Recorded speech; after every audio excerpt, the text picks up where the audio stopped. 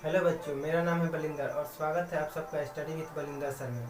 तो आज की वीडियो में हम पढ़ने जा रहे हैं क्लास 10th का मैथ, और वो भी भारती भवन बुक से। ठीक है, तो क्लास 10th का हम शुरू से चैप्टर स्टार्ट कर रहे हैं। तो सबसे पहला चैप्टर हमारा है वास्तविक संख्याएं, रियल नंबर्स।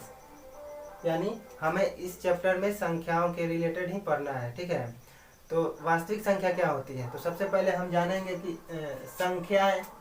संख्याएं होती हैं, और संख्याओं को ही दो भागों में बांट सकते हैं हम। ठीक है, पहला है वास्तविक संख्याएं, जो कि हमें पढ़ना है इस चैप्टर में। ठीक है, और दूसरा है अवास्तविक संख्याएं।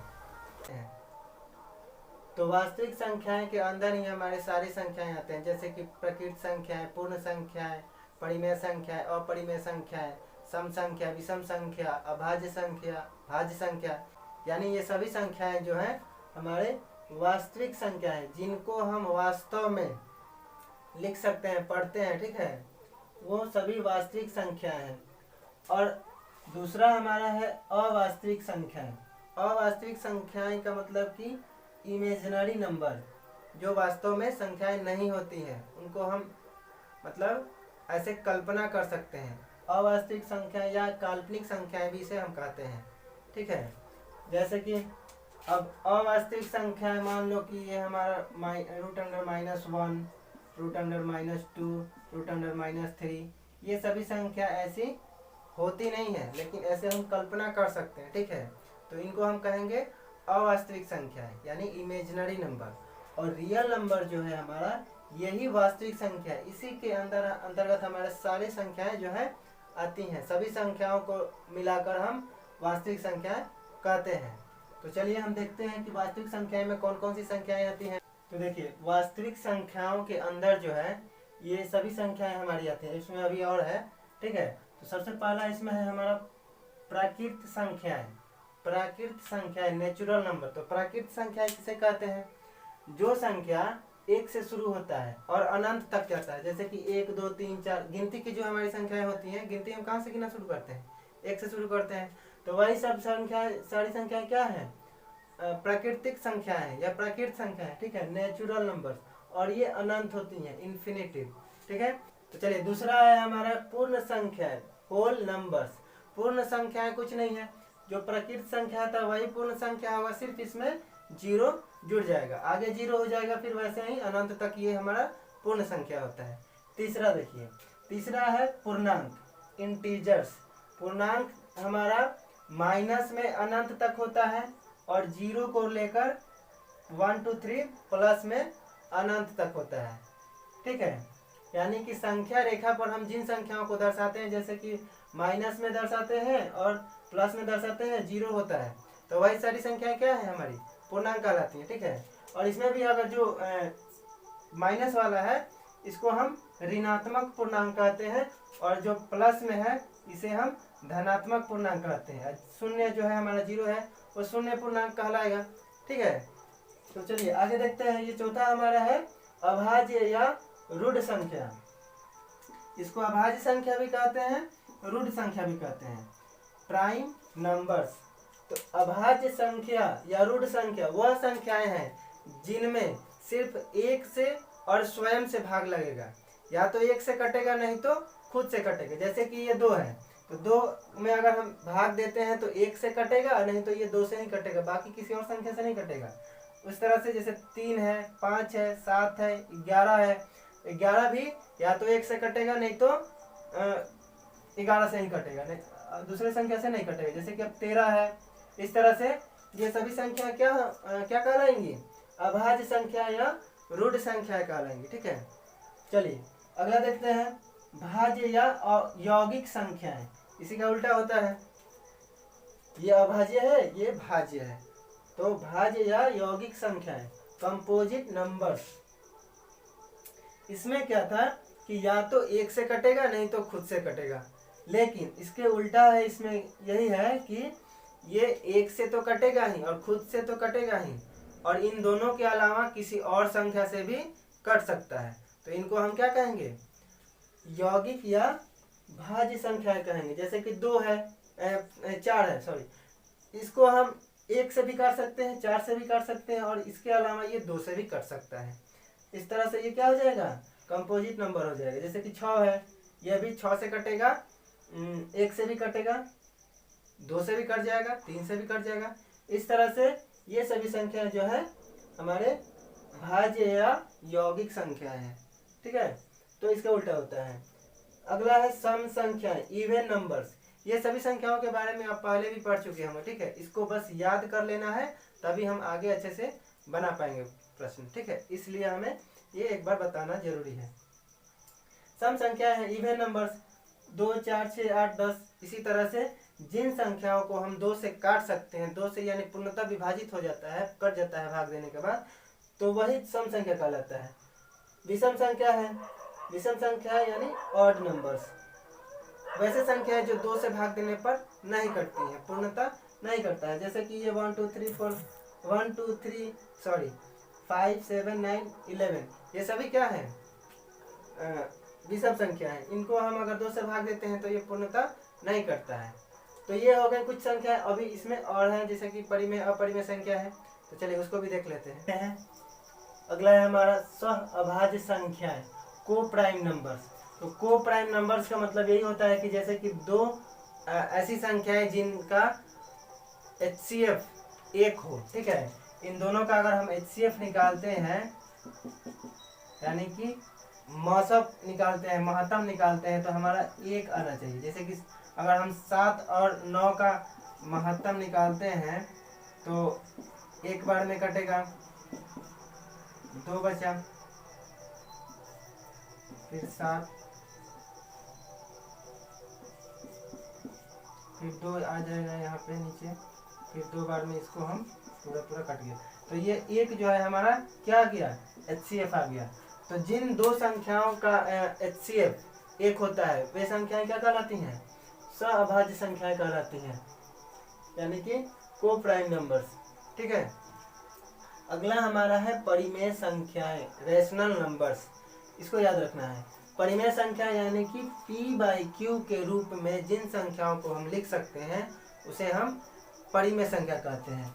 इसमें भी 0 नॉट इक्वल Q जो है नॉट इक्वल टू 0, यानी कि Q जो है 0 के बराबर नहीं होना चाहिए, ठीक है। ये जो हमारा Q है नीचे वाला जो है वो 0 नहीं होना चाहिए, बस, बाकी कुछ भी हो सकता है। तो जिन संख्याओं को हम बट्टा में ऐसे लिख सकते हैं उसको परिमेय संख्या कहते हैं, P/Q के रूप में जिसे हम लिख सकते हैं। अगला है हमारा अपरिमेय संख्याएं। अगला है हमारा अपरिमेय संख्या, इरेशनल नंबर्स। इरेशनल नंबर्स का मतलब कि जिन संख्याओं को हम P/Q के रूप में नहीं लिख सकते, बट्टा के रूप में नहीं लिख सकते हैं। जैसे कि ये √2, √3, √1/2, 8, √2, इस तरह से संख्याएं होती हैं। इनका अगर हम P/Q के रूप में लिखना चाहें तो ये इसको नहीं लिख सकते हैं। इनका दशमलव रूप भी अशांत और अनावर्ती होता है, ठीक है।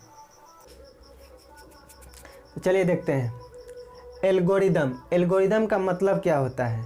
एल्गोरिदम का मतलब होता है एक विशेष प्रकार की समस्या का हल प्राप्त करने की चरणबद्ध प्रक्रिया एल्गोरिदम कहलाता है।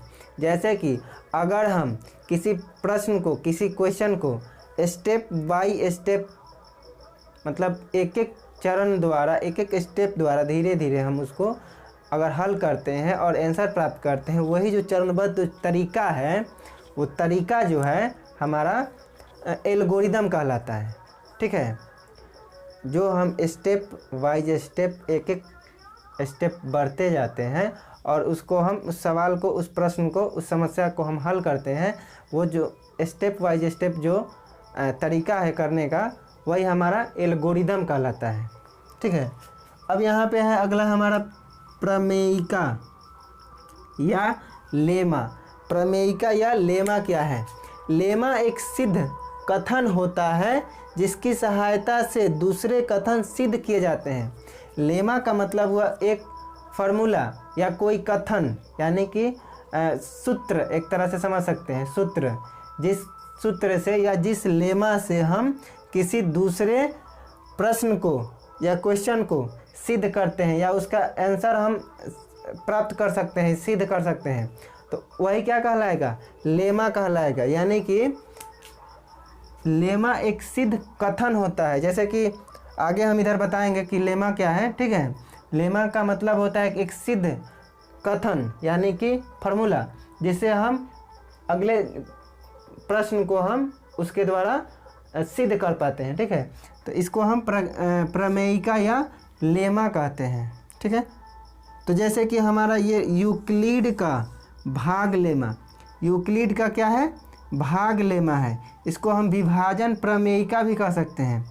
ये जो यूक्लिड द्वारा बनाया गया भाग लेमा है, इसे हम विभाजन प्रमेयिका भी कह सकते हैं या भाग एल्गोरिदम भी कह सकते हैं। भाग एल्गोरिदम यानी कि अभी बताया ना कि चरणबद्ध तरीके से जो हम किसी प्रश्न को हल करते हैं, वो चरणबद्ध जो तरीका है वही एल्गोरिदम कहलाता है, भाग एल्गोरिदम, जिसे यूक्लिड का भाग लेमा कहते हैं, ठीक है। तो उसी के द्वारा इस चैप्टर में हम आगे मौसा निकालेंगे, ठीक है। तो यहाँ देखो क्या लिखा है, किन्हीं दो धनात्मक पूर्णांक ए या बी, पूर्णांक अभी बताए थे हम, उसमें भी धनात्मक पूर्णांक कोई भी संख्या हो, किन्हीं दो धनात्मक पूर्णांक ए और बी के लिए ऐसे अद्वितीय यानी कि यूनिक, अलग अद्वितीय पूर्णांक Q और R प्राप्त होते हैं कि A बराबर b q plus r, A बराबर बी क्यू प्लस आर, जहाँ जीरो जो है बड़ा, जीरो से बड़ा या बराबर होता है ये हमारा R, जीरो से कभी बड़ा होगा या बराबर होगा, ठीक है। लेकिन B से हमारा ये छोटा होगा, B से क्या होगा, छोटा होगा। तो यहाँ पे अब ये A क्या है, B क्या है, Q क्या है, R क्या है, ये हमें जानना है। लेकिन ये इस जो यूक्लिड का भाग लेमा है, इसमें ये कह रहा है कि किन्हीं दो धनात्मक पूर्णांक A और B के लिए ऐसे अद्वितीय पूर्णांक Q और R प्राप्त होते हैं कि ये जो हमारा भाग लेमा है संतुष्ट हो जाता है। यानी कि हमारा जो शेषफल है, जो हमारा R है, वो 0 आ जाता है, ठीक है। तो हमारा HCF निकल जाता है ये इस भाग लेमा के द्वारा। ये जो है विभाजन प्रमेयिका जो है, या इसको हम भाग एल्गोरिदम भी कह सकते हैं। इसी फार्मूला के द्वारा, इसी एल्गोरिदम के द्वारा हम HCF निकालना सीखेंगे और HCF को निकालेंगे, ठीक है। तो चलिए अब देखते हैं हम इस भाग लेमा के द्वारा इन दो प्रश्नों को हम हल करते हैं। यानी कि हम इन दोनों को इस भाग लेमा द्वारा HCF निकालते हैं। इनका हमें HCF निकालना है। क्या निकालना है, HCF, ठीक है। तो इसमें एक बात पहले ही हम बता देते हैं, अभी बताए थे कि R जो है 0 होना चाहिए या 0 से बड़ा होना चाहिए, ठीक है। अब B कभी भी होगा तो वो R से बड़ा ही होगा, ठीक है। तो आप पहले से ही जानते होंगे कि भाज्य बराबर भाजक गुना भागफल जोड़ शेष, ये हमारा होता है। तो इसी को यहाँ पे लिखा गया है, ठीक है। भाज्य हमारा कौन है, ये A है, भाजक क्या है, B है, भागफल क्या है, Q है, और प्लस में शेषफल क्या है, ये हमारा R है। यानी कि जब हम भाग देते हैं किसी भी संख्या में, मान लो 2 से हम भाग देते हैं 7 में, तो ये हमारा जो है, ये हमारा है भाज्य, ये हमारा भाजक है, भाजक, ये इससे हम भाग दे रहे हैं, भाजक है। फिर हमारा जो नीचे बचता है वो हमारा होता है शेषफल, यानी कि शेष। इधर हमारा आता है भागफल। तो देखो अगर हम इसमें हम भाग देते हैं अगर, तो देखते हैं 2 से ये 3 बार में कटेगा, 2 3 6, घटेगा तो 1, शेष क्या बचा, 1 शेष बचा। तो ये जो शेषफल है यही हमारा R है। तो R क्या आया, 1 आया, 0 से बड़ा आया, लेकिन भाजक से कम है ना, छोटा है ना। भाजक कौन है? b है हमारा।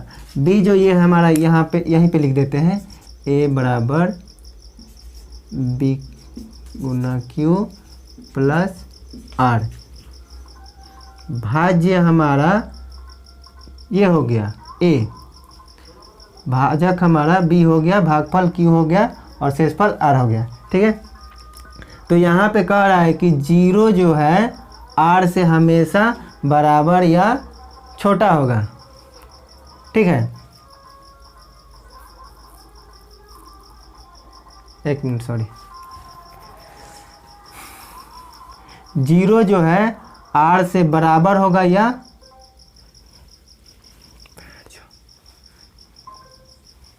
r जो है हमारा 0 से बराबर होगा या फिर बड़ा होगा। देखिए यहाँ पे 1 आया है तो 0 से हमारा r क्या है? शेषफल क्या है? बड़ा है। और कभी कभी हमारा शेषफल नहीं बचता है। मान लीजिए कि यहाँ अगर 6 होता तो ये पूरा पूरा कट जाता, यानी कि 0 होता। तो इस तरह से हमारा ये 0 आ जाता r। लेकिन कभी भी ये b जो है हमेशा r से बड़ा ही होता है। यहाँ पे अगर 0 बचा है, अगर जैसे कि यहाँ पे हम 7 लिखे थे और यहाँ 1 बचा था शेष, तो 1 बचा है तभी ना इसमें भाग नहीं लग रहा है, तो हम इसको शेषफल कह रहे हैं। अगर इस भाजक से अगर ज़्यादा रहता, यानी कि b से ज़्यादा रहता, तो फिर एक बार और भाग दे सकते थे। लेकिन ये कभी भी हमेशा ये बड़ा ही रहेगा r से। ठीक है, इतना समझ में आ गया? तो चलिए इसको हम हल करते हैं।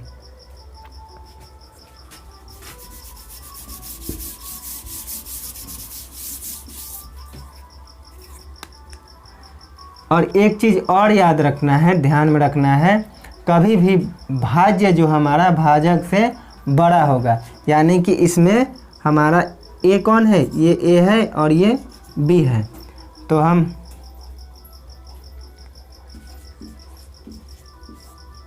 (455) में 42 से महत्तम निकालेंगे। ठीक है, तो एक बार में पहले जा सकता है। ठीक है, घटाएंगे इसको तो 3 कट गया, ऊपर से उतारेंगे यहाँ पे 5, 35 हो गया। भाग नहीं लग रहा है, यहाँ पे 0 दे सकते हैं। ठीक है, तो भाग नहीं लग रहा है तो अब देखिए, एक मिनट, यहाँ पे हम इस फार्मूला के अनुसार यहाँ पे क्या लिखेंगे? 455 बराबर, जैसे कि यहाँ a बराबर बी क्यू प्लस r है, तो 455 b इसमें यहाँ हमारा क्या है? 42 है। q हमारा कितना आया? 10 आया, तो गुना 10 लिखेंगे। शेषफल हमारा क्या बचा? प्लस 35 बचा। तो देखिए यहाँ पे हमारा जो है शेषफल 0 नहीं है, इसलिए हमारा यहाँ अभी HCF नहीं निकला हुआ है। ठीक है, फिर हम अगला स्टेप इसमें से फिर हम आगे बढ़ेंगे। तो यहाँ पे फिर हमारा ये क्या हो जाएगा? 35 भाजक हो जाएगा और ये जो 42 है ये भाज्य हो जाएगा, यानी कि 42 जो है हमारा इधर आ जाएगा यहाँ पे और भाजक हमारा हो जाएगा 35। ठीक है, फिर इसमें हम भाग देंगे, देखते हैं एक बार में जाएगा ये।